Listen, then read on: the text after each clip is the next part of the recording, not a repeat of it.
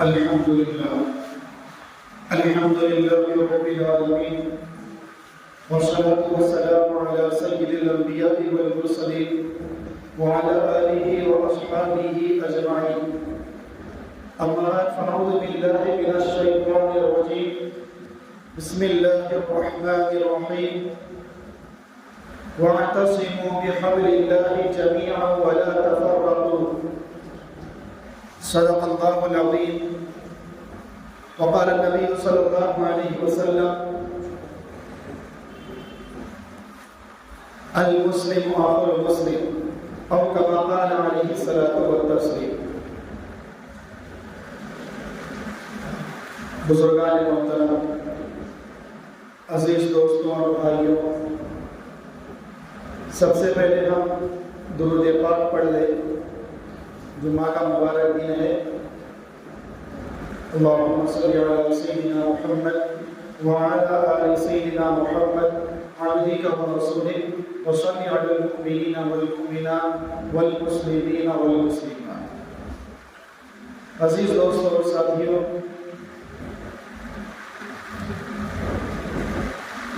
پچھلے جمعے کو بات چل رہی تھی اتحاد اور اتفاق کے بارے میں، اور اسی آیت کو میں ذکر کیا تھا: وَاعْتَصِمُوا بِحَبْلِ اللَّهِ جَمِيعًا وَلَا تَفَرَّقُوا. اس آیت کے اندر اللہ رب العزت تمام مسلمانوں سے خطاب فرما رہے ہیں، اور اللہ رب العزت کہہ رہے ہیں: وَاعْتَصِمُوا بِحَبْلِ اللَّهِ جَمِيعًا، کہ تم تمام کے تمام کیا کرو؟ اللہ کی رسی کو مضبوطی سے پکڑ لو، اللہ کے احکامات کو مضبوطی سے پکڑ لو. وَلَا تَفَرَّقُوا، اور اختلاف کر کے اور باہمی جھگڑے فساد کر کے، اختلافات کر کے آپس میں ٹکڑے ٹکڑے مت ہو جاؤ. یہ اللہ رب العزت قرآن کریم کے اندر کہہ رہے ہیں، کیونکہ اتفاق کے اندر، اتحاد کے اندر وہ طاقت ہے جو کسی دوسری چیز کے اندر نہیں ہے. کیونکہ مسلمانوں کو اللہ نے حکومت، بہت بڑی حکومت دی. مسلمانوں کی ریل بیل بہت زیادہ رہی، مسلمانوں کی جائیداد، ان کے مال و اسباب، ان کے ذرائع اور ان کی حکومتیں بہت زیادہ رہی. لیکن مسلمانوں کے زوال کا جب وقت آیا ہے تو اس کی دو وجہ رہی ہے. پچھلے بھی عرض کیا تھا لیکن بات ادھوری رہ گئی تھی. دو وجہ. اگر ہم یہ دیکھیں، ایک نظر دوڑائیں اپنے دماغ سے، ہم سوچیں کہ صرف اس ہندوستان ملک کے اندر اگر ہم بڑے بڑے جو ہیں عمارتوں کو دیکھا جائے، عجائبات کو دیکھا جائے، تو اس میں زیادہ تر عمارتیں، بلکہ اکثر و بیشتر عمارتیں، کوئی ایک جو ہے غیر مسلموں کو نکل آئے گی، زیادہ تر جو بڑی بڑی عمارتیں ہیں وہ سب کی سب مسلمانوں کی ایجاد کر رہے ہیں.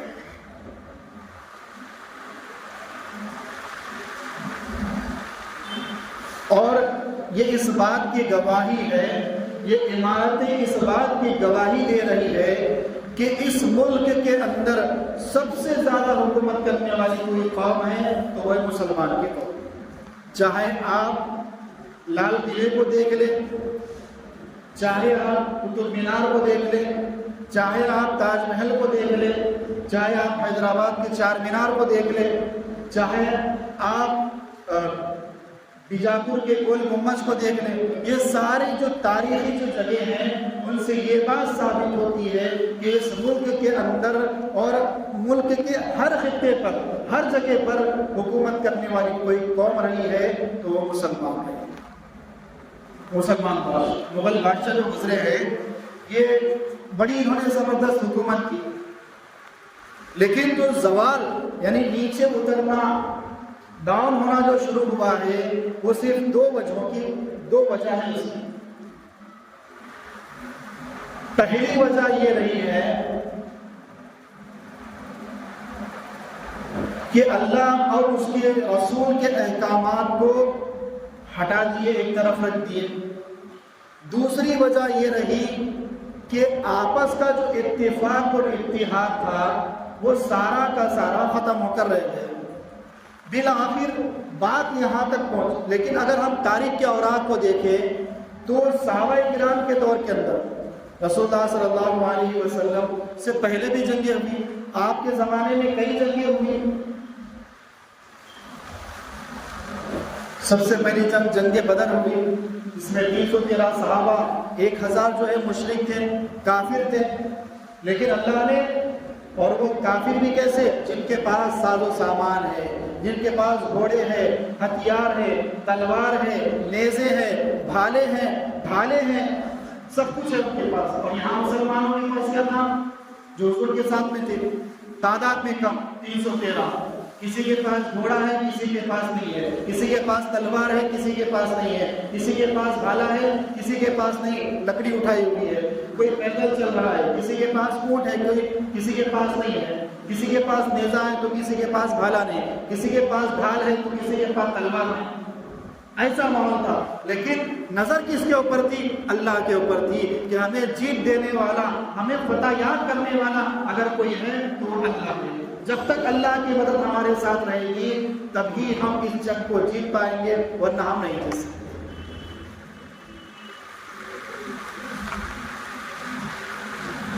کیونکہ صحابہ کرام جو جنگیں لڑا کرتے تھے، اس جنگ کی وجہ کیا ہوگی؟ ہمارے ذہنوں میں یہ ہوتا ہوگا کہ اسلام کو جو زبردستی اسلام قبول کروانے کے لیے لڑے ہوں گے۔ ہمارے نوجوان طبقوں کے ذہنوں میں یہ بات ہو سکتی ہے، یا پھر ایسے ہو سکتا ہے ہمارے ذہن میں یہ بات آئے کہ ان کو مار کر کے ان کو لوٹ لیا جائے، ان کے ساز و سامان کو لوٹ لیا جائے۔ ایسا ہرگز اسلام اس کی اجازت نہیں دیتا، بلکہ ہوتا یہ تھا، یہ بات ٹاپک سے ہٹ کر رہا ہوں تاکہ سمجھ میں آ جائے، یہ اس لیے ہوتا تھا کیونکہ اللہ نے اعلان کر دیا تھا کہ محمد صلی اللہ علیہ وسلم اب جو ہے آپ کو چھپ کر بند کمرے کے اندر اسلام کی دعوت نہیں دینا ہے، بلکہ آپ کو باہر نکل کے کھلم کھلا اسلام کی دعوت دینا ہے۔ وَاسْتَعْ بِمَا تُؤْمَرْ وَأَعْرِضْ عَنِ الْمُشْرِكِينَ، اور آپ مشرکین کی پرواہ نہ کریں بلکہ میرے احکام کو لوگوں تک پہنچائے۔ کیا احکام پہنچانا تھا؟ اللہ کے رسول کہتے تھے کہ میں اللہ کے رسول ہوں، مجھ پر قرآن کو نازل کیا جا رہا ہے اور یہ آخری شریعت ہے، یہ آخری امت ہے، اس کے بعد کوئی امت نہیں ہے، اس کے بعد کوئی شریعت نہیں رہے گی، اس کے بعد کوئی پیغمبر نہیں آئے گا۔ لوگوں نے کہا کہ بہت سارے الزامات لگائے، بہت ساری جو ہے سازشیں کی۔ کوئی کہنے لگا کہ آپ مجنون ہیں، پاگل ہیں، نعوذ باللہ۔ اللہ نے اس کا بھی صاف طور پر اعلان کر دیا۔ بڑے بڑے اس وقت کے جو شاعر، جو ادبا، جو بڑے بڑے جو ہیں شعر کہنے والے تھے، انہوں نے بھی کہہ دیا اگر آپ پاگل ہوتے تو اتنے زبردست آیتیں جس کے اندر بہت سارے معنی نکلتے ہوں یہ آپ کبھی نہیں کہہ سکتے۔ ایک عام آدمی کی بات نہیں ہے ایسی زبردست جو ہے عربی پیش کرنا۔ کسی نے کہا آپ جادوگر ہیں، قرآن نے اس کا بھی اعلان کر دیا، لوگوں کی سمجھ میں آ گیا کہ آپ جادوگر بھی نہیں ہیں، کیونکہ آپ کے پاس کوئی ایسی چیز نہیں ہے جس سے جادو نظر آتا۔ اگر آپ جادوگر ہوتے اور چاند کے 2 ٹکڑے کرتے تو صرف اس مجلس کے اندر جتنے لوگ ہوتے اس کو دیکھ پاتے، لیکن جو دوسرے ملک کے اندر ہے ان لوگوں نے بھی دیکھا کہ چاند کے 2 ٹکڑے ہو گئے، کیونکہ جادو جو ایک کرتب ہوتا ہے، جادو دکھانے والے جو جادو دکھاتے ہیں وہاں پر جتنے لوگ ہوتے ہیں اس مجلس کے اندر اس حد تک ہی نظر بند ہوتی ہے، اس کے باہر نظر بند نہیں ہو سکتی۔ تو جب رسول اللہ صلی اللہ علیہ وسلم نے شہادت کی انگلی سے چاند کے 2 ٹکڑے کیے ہیں تو کافر اور مشرک یہی کہنے لگے آپ کے خاندان والے کہ آپ جادوگر ہیں، چاند کے 2 ٹکڑے کر کے دکھائے، اور محمد نے ایسا جادو کر دیا ہے کہ سارے کے سارے لوگ دیکھ رہے اس کو۔ تو کہا رسول اللہ صلی اللہ علیہ وسلم نے کہ دیکھو ایک قافلہ ملک شام گیا ہوا ہے تجارت کے لیے، کاروبار کے لیے، اور وہ قافلہ جو ہے فلاں دن میں مکہ واپس آ جائے گا، تو اب تمہیں کیا کرنا ہے؟ اس قافلے والے سے پوچھ لو کہ تم نے بھی چاند کو ٹوٹتے ہوئے دیکھا تھا یا نہیں دیکھا؟ ظاہر سی بات ہے نہیں دیکھا ہوگا انہوں نے۔ کیوں؟ اس لیے کہ اگر جادو ہوتا تو وہاں تک ہی ہوتا، جادو کی حد جو ہے وہاں تک رہتی، لیکن یہ تو کئی سو کلومیٹر فاصلے پر جو ہے وہ لوگ کھڑے ہوئے ہیں۔ تو جب یہ قافلہ فلاں دن میں آیا، دن بھی بتایا رسول اللہ صلی اللہ علیہ وسلم نے کہ اس دن وہاں وہ قافلہ فلاں جگہ پر تھا اور پیر یا منگل کے دن یہاں پر مکہ آ جائے گا۔ تو جس دن رسول اللہ صلی اللہ علیہ وسلم نے کہا تھا اسی دن وہ قافلہ آیا۔ تو قافلے والے سے پوچھا گیا کہ کیا آپ نے چاند کے 2 ٹکڑے ہوتے ہوئے دیکھا؟ تو سارے کے سارے لوگ جو تجارت اور کاروبار کی غرض سے ملک شام جا کر واپس آ رہے تھے، سارے کے سارے لوگوں نے کہا کہ ہم نے چاند کو 2 ٹکڑوں میں بٹتے ہوئے دیکھا، کئی دیر تک 2 ٹکڑے آزو بازو ہو گئے، بعد میں جو ہے تھوڑی دیر کے بعد وہ ٹکڑے آپس میں ملے اور چاند ایک ہو گئے۔ لیکن جس کو نہ ماننا ہو اس کے پاس بہانے ہزار ہوتے ہیں۔ اب میں آپ سے بارہا کہا دیکھو نمازوں کی پابندی کرو، اللہ کے رسول کی مبارک چہرے پر جو داڑھی تھی اس داڑھی کو اپنے چہرے پر سجاؤ، موبائلوں میں وقت ضائع کرنے سے بچو، فحش فلمیں دیکھنے سے بچو، ناٹک دیکھنے سے بچو۔ لیکن آپ کیا کہیں گے؟ سب داڑھی رکھوں گا تو پھر رشتے آنا ذرا دشواری آ جائے گی، رشتے آنے میں شادی ہونے میں رکاوٹ آ جائے گی۔ داڑھی رکھوں گا مول صاحب تو پھر کیا ہے، ہمیں جاب صحیح جگہ پر اچھی پیمنٹ میں جاب نہیں لگتی۔ نماز کی پابندی کرنے کا کہیں تو کہیں کہ صبح ٹھنڈ کا موسم میں آنکھ نہیں کھلتی، ظہر میں تو کاروبار میں رہتے، عصر میں جو ہے دوستوں کے اندر رہتے، مغرب میں جو ہے موبائلوں میں رہتے، اور عشاء جو ہے ہم کھانے پینے میں رہتے، اس لیے کہ ہم نماز نہیں پڑھ سکتے۔ تو یہ کوئی عذر نہیں ہے، اس کو کہتے ہیں بہانہ۔ تو انہوں نے بھی کیا کہا اس وقت کہ دیکھو محمد نے ایسا جادو کر دیا کہ ملک شام والوں نے بھی دیکھ لیا۔ کیا کہا کہ محمد نے ایسا جادو کر دیا کہ مکہ والوں نے تو دیکھا ہی دیکھا، بلکہ باہر دوسرے کنٹری والوں نے بھی دیکھا، کیونکہ ماننا نہیں تھا رسول اللہ کو، اللہ کا سچا پکا رسول ماننا ان لوگوں کو نہیں تھا۔ جس کو ماننا نہیں ہے اس کے سامنے ہزاریں بات پیش کرو آپ، وہ نہیں مانے گا۔ جن کو ماننا ہے اس کے لیے ایک ہی بات کافی ہے۔ حضرت ابوبکر صدیق رضی اللہ تعالیٰ عنہ جب رسول اللہ صلی اللہ علیہ وسلم نے اپنی نبوت کا اعلان ان کے سامنے پیش کیا تو فوراً تصدیق کر لی، فوراً کہا، پوچھا نہیں کہ کیسے آپ کو بنایا گیا رسول، کیوں آپ کو بنایا گیا، کب بنایا گیا، کہاں پر بنایا گیا، پہلی آیت کہاں نازل ہوئی، کیسے نازل ہوئی، یہ سوالات حضرت ابوبکر رضی اللہ تعالیٰ عنہ نے نہیں کیا، بلکہ کیا کہا، لا الہ الا اللہ محمد رسول اللہ صلی اللہ علیہ وسلم، فوراً کلمہ پڑھ لیا۔ جب فوراً کلمہ پڑھا تو رسول اللہ صلی اللہ علیہ وسلم نے عرض کیا کہ ابو بکر تم صرف ابو بکر نہیں ہو، ابو بکر صدیق ہو، تم سچے ہو تم، کیونکہ میری بات کی تصدیق کی ہے۔ رسول اللہ صلی اللہ علیہ وسلم نے فرمایا میں نے جس کے پاس بھی، جس کے سامنے اپنی نبوت کو ظاہر کیا، ہر ایک نے سوال کیا، ہر ایک نے، کہ میں اپنے والد کو پوچھوں گا یا میں اپنے گھر والوں سے بات کروں گا، کوئی نہ کوئی عذر، جیسے ابھی جماعت کے لیے چیزیں وغیرہ نکالتے تو میں جانتے ہیں مسئلے مسائل ہے، وہ ہے، یہ ہے، فلاں ہے، عذر پیش کرتے۔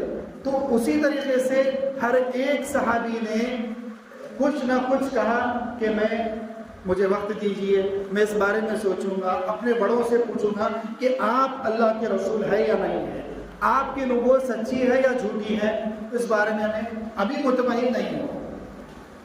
لیکن ایک لوتے حضرت ابوبکر صدیق رضی اللہ عنہ تھے جنہوں نے کوئی سوال رسول اللہ سے نہیں کیا، بلکہ فوراً کہا اصدق کا، کہ آپ نے سچ کہا، بالکل میں آپ کی صداقت اور آپ کے شہادت کی گواہی دیتا ہوں، آپ کے نبی ہونے کی گواہی دیتا ہوں، اور فوراً کلمہ پڑھ لیا۔ بہرحال تو میں عرض یہ کر رہا تھا کہ مسلمان بات اسی طرف چلی گئی کہ مسلمانوں نے جو ہے حکومت کی ہے، بڑی لمبی چوڑی حکومت کی، صحابہ کرام نے جنگیں کرتے لڑتے لڑتے لڑتے ایک ساحل سے دوسرے ساحل تک پہنچ گئے، ایک ساحل سے دوسرے ساحل تک پہنچے۔ اب وہاں پر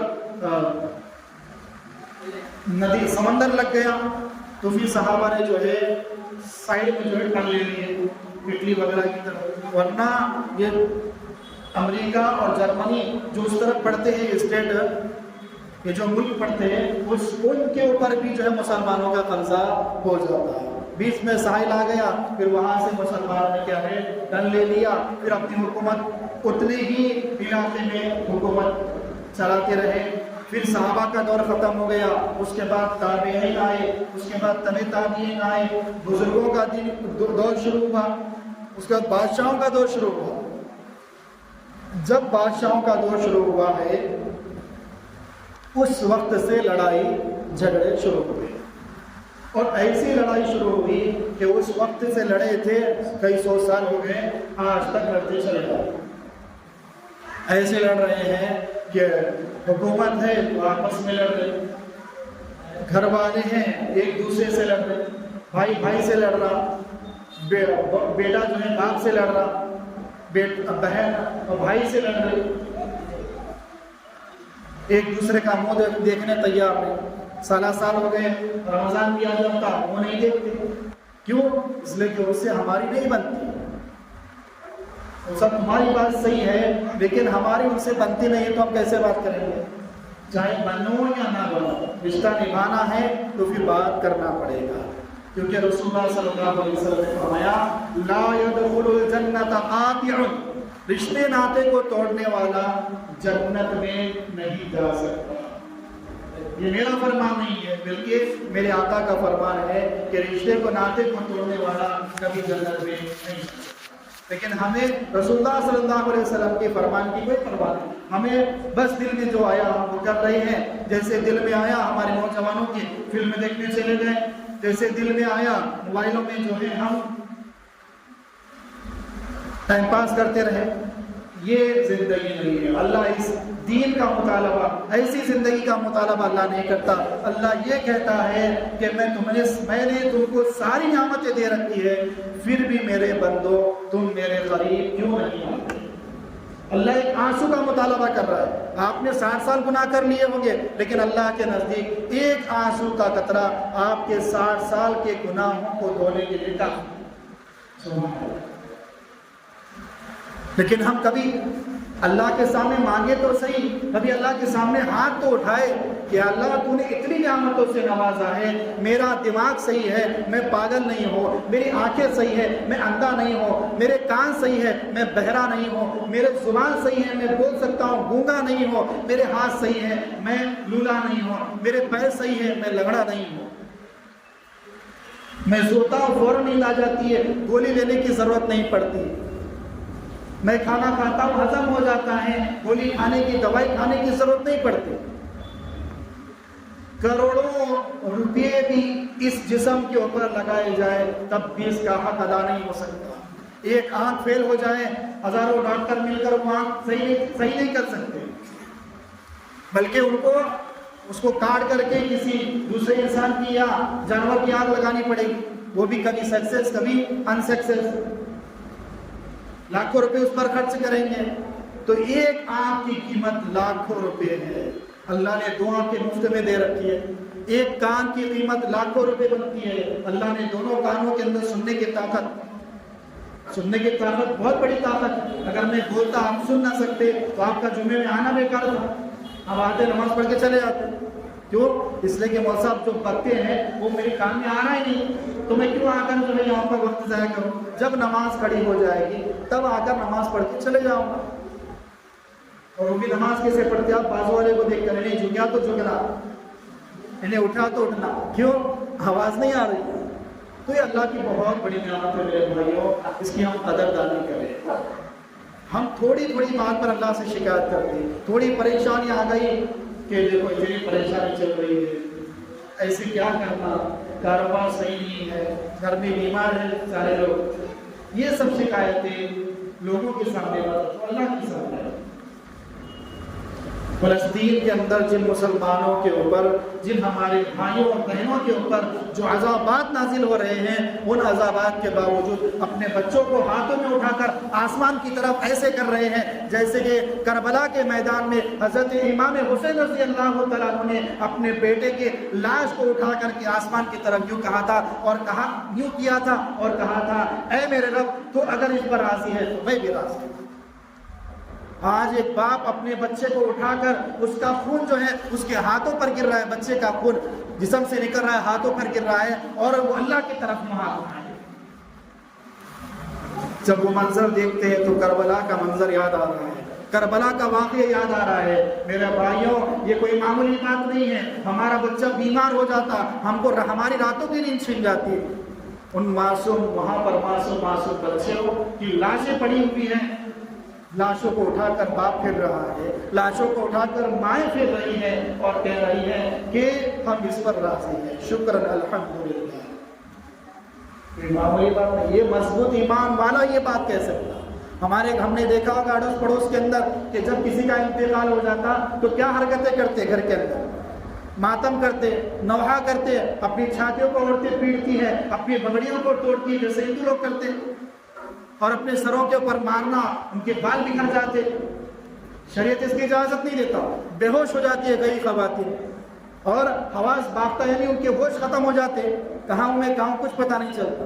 اور یہاں پر جوان معصوم بچوں کا انتقال ہو رہا ہے، جوان شوہروں کا انتقال ہو رہا ہے، باپ کا انتقال ہو گیا، لیکن رو رہی ہے، تکلیف ہے، سینے جلے ہوئے ہیں، لیکن اس کے باوجود شکر کر رہے ہیں اللہ کا کہ اللہ اگر تو اس پر راضی ہے تو ہم بھی راضی ہیں۔ لیکن فلسطین کی زمین کا ایک اینچ بھی یہودیوں کو دینے کے لیے تیار نہیں۔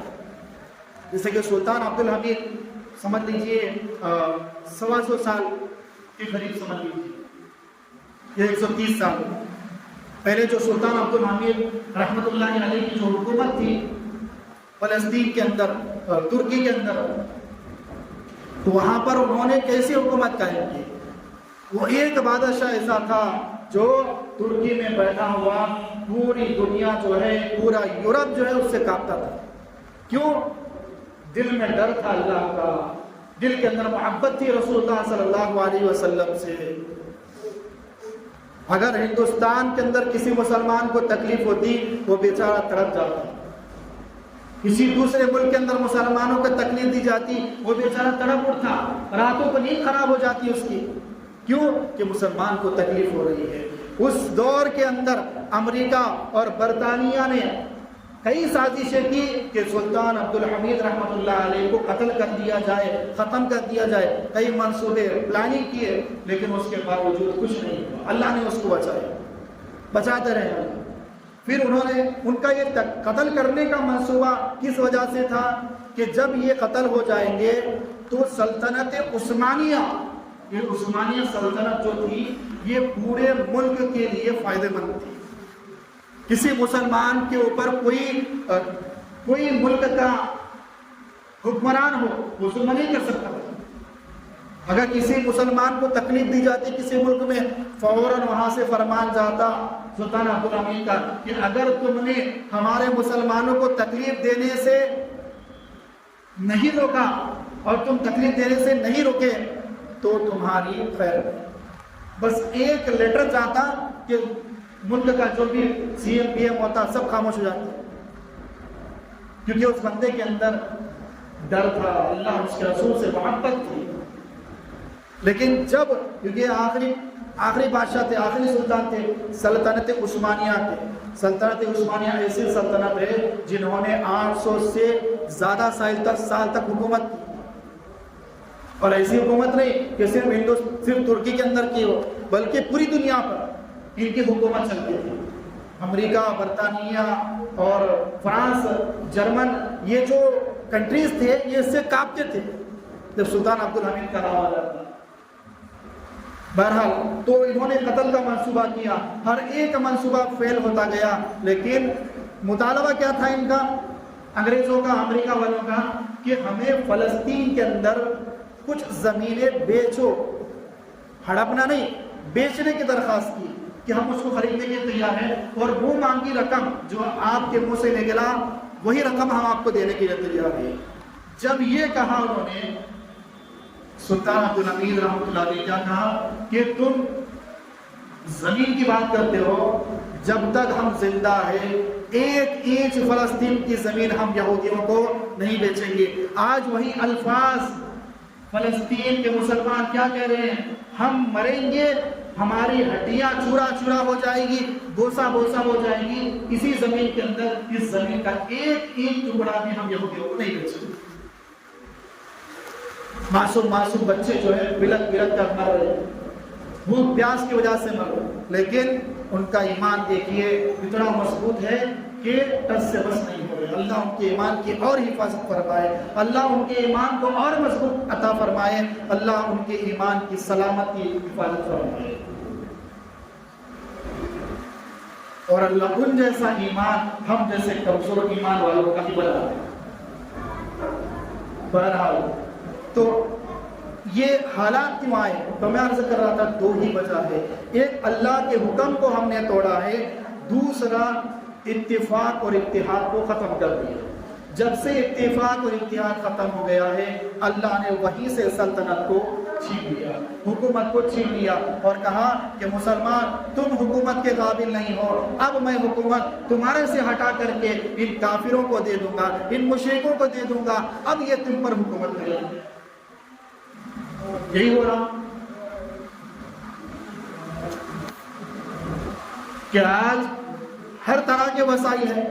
کیا سعودی عرب کے اندر، کیا سعودیہ کے اندر ان کے پاس کیا رقم پیسے کم ہیں؟ ان کے پاس تیل کے کنویں ذخائر موجود ہیں، لیکن ایکشن کچھ نہیں۔ صرف ہم کھڑے ہیں ان کے ساتھ، صرف ایک دو لوگ ایسے ہیں جو فلسطین کی مدد کرنا چاہ رہے ہیں، ملک والے، باقی 57 کنٹریز کیا ہیں، 57 میں سے اگر 2 بھی نکال دیں 55 کنٹریز خاموش ہیں اور یہ کہہ رہی ہیں کہ ہم فلسطین کے ساتھ ہیں، کرنا کچھ نہیں۔ حالانکہ چاہے تو ایک چھوٹا سا یہودی چھوٹا سا علاقہ، اس میں بھی جو ہے 1 کروڑ 1.25 کروڑ کی آبادی ان کی، اور یہاں پر 1 کروڑ 1 ارب 35 کروڑ مسلمانوں کی آبادی، اگر ان کے اوپر چھا جائے تو ہمارے 1 کروڑ ہی کافی ہو جا سکتے، لیکن ایمان کمزور ہے۔ اس پر ایک واقعہ میں عرض کر دوں کہ ایک دور کے اندر ایک ترک راجا کی، ایک زمانے میں ایک ترک راجا کی حکومت تھی، اور وہ ترک راجا حضرت امیر معاویہ رضی اللہ تعالیٰ عنہ کو ہر سال 12 لاکھ ٹیکس دیا کرتا تھا۔ یہ ٹیکس سے مراد یہ ہمارا ٹیکس نہیں جو گورنمنٹ ہم سے لیتی ہے رہنے پینے کا کھانے کا، وہ ٹیکس نہیں، بلکہ اس دور کے اندر کیا ہوتا تھا، جیسے کہ اسلام کو پیش کیا گیا، آپ اسلام کو اگر نہیں مانتے ہیں تو پھر کیا ہے دوسرا راستہ کہ ہمیں تم یہاں زمین پر رہنے کا ٹیکس ادا کرو، اور ہم تمہاری پوری طریقے سے نگرانی کریں گے، تمہیں کوئی تکلیف نہیں پہنچے گی، تمہیں کوئی دشمن آ کر تم پر حملہ نہیں کر سکتا، اس لیے ہم تم سے سالانہ ٹیکس لیں گے، خراج لیں گے، اس کو خراج کہا جاتا۔ تو یہ ہوتا تھا، لیکن اگر وہ لوگ تیار نہیں ہوتے ہم ٹیکس نہیں دیں گے تو پھر ان کے اوپر جنگ کی جاتی کہ تم کیوں ٹیکس نہیں دے رہے ہو، تو اسلام قبول کر لو یا پھر ٹیکس ادا کرو، جزیہ تو نہیں دیتے تو پھر جنگ شروع ہو جاتی۔ پھر اس کے بعد جو ہے ایک ٹیکس، بہرحال تو ٹیکس جو ہے اس جو ترک راجا تھا وہ حضرت امیر معاویہ رضی اللہ تعالیٰ عنہ کو ہر سال 12 لاکھ ٹیکس دیا کرتا۔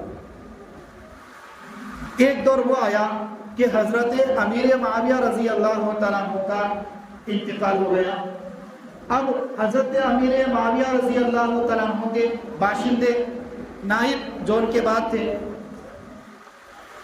ان کی سلطنت قائم ہو گئی، کیونکہ حکومت ان کے ہاتھ میں آ گئی، تو یہ لوگ گئے اس ترک راجا کے پاس اور جا کر کہا کہ ہمیں اس سال کا ٹیکس دو۔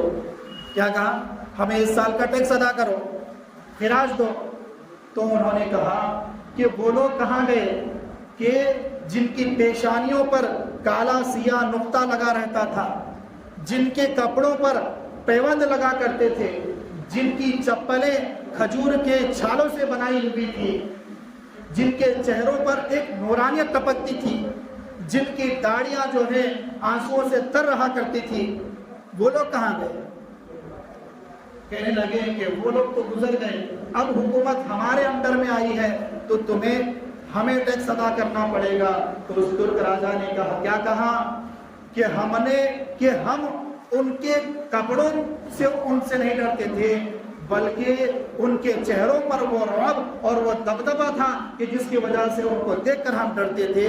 آج تم نے ریشمی قیمتی کپڑا پہن کر اور ریشمی جوتے پہن کر اور اچھا لباس پہن کر ٹیکس وصول کرنے آئے ہو، ہم تم سے ڈرنے والے نہیں ہیں، تم جو چاہے کر لو، ہم تم سے نہیں ڈریں گے۔ ہم ان لوگوں سے ڈرتے تھے جو کپڑوں پر پیوند لگا کر آتے تھے، ہم ان لوگوں سے ڈرتے تھے جو چپلیں جو ہے کھجور کے چھالوں کی بنی ہوئی پہنتے تھے، لیکن تم سے ہمیں کوئی ڈر نہیں لگ رہا۔ کیا کہا اس نے؟ اور ٹیکس دینے سے منع ہی کر دیا، اور یہ لوگ مایوس ہو کر واپس آ گئے۔ تو اس سے یہ بات ثابت ہوئی کہ اسلام کے اندر اسلامی احکامات کو جو لوگ اپنے اوپر سجائیں گے، اتنا ہی جو ہے آپ کا رعب، آپ کا دبدبا لوگوں کے اوپر پڑے گا۔ آج کوئی دبدبا نہیں، کوئی رعب نہیں، کوئی ہندو، کوئی غیر مسلم، کوئی مشرک ہم سے ڈرنے کو تیار نہیں۔ کیوں؟ کیونکہ ہم نے اللہ کے احکامات کو ہی نہیں مانا، تو پھر اللہ کہاں سے مدد بھیجے گا؟ اللہ کہاں سے ان کے دلوں میں جو ہے ایک دبدبا ڈالے گا، ڈر ڈالے گا؟ سارا ڈر ختم ہو گیا ان کے دلوں سے۔ عیسائیوں نے بھی جب یہ دیکھا کہ مسلمان ایک دوسرے کا دشمن بنا بیٹھا ہے، ایک دوسرے کے ان کے دلوں کے اندر دشمنی ہے، تو پھر ہمیں ان سے ڈرنے کی ضرورت نہیں ہے۔ ہم تو ان کے نبی محمد رسول اللہ صلی اللہ علیہ وسلم کی تعلیمات کو دیکھ کر اور ان کے صحابہ کی زندگیوں کو دیکھ کر ڈر رہے تھے کہ وہ کتنے بہادر ہیں، ان کا ایمان کتنا مضبوط ہے، لیکن یہاں دیکھ رہے ہیں مسلمان